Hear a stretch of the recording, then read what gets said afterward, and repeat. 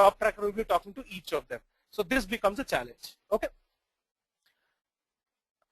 Then, since organizations have started moving all their data into the HDFS or the Hadoop system, Hadoop distributed file system, what has happened is that, and I just told you, everything which you can run on Hadoop can only be run through MapReduce. Now, MapReduce programming model allows only for batch processing kind of jobs. You cannot do a real-time analytics. You cannot do a graph processing. Okay, you cannot do an interactive job there. So, if you have to do anything like a real-time analytics, say for example, you have to show what is the trending tweet at this point of time on Twitter, then what is the trending topic there, then that cannot be done through a batch processing. You need a real-time analysis. And if you are in 1.0 Hadoop, then you'll have to move this data out of Hadoop into some other system from where you can connect to a real-time analytics system. There's a tool called Storm, Apache Storm, which is used for that, but that cannot run on top of Hadoop 1.0. Okay, so you have to have only MapReduce processing can be achieved.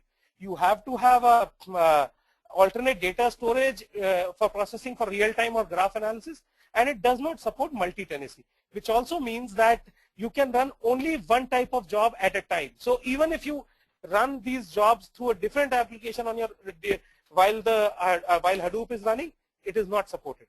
The namespace itself does not support that. So these are the 4 major challenges. One was your name node high availability, which means single point of failure. Second was horizontal scalability beyond 4,000 node. Third was overburdened job tracker. So better processing control was required. Third was, can I run anything different than batch processing on Hadoop? So right now Hadoop supports only batch processing through MapReduce.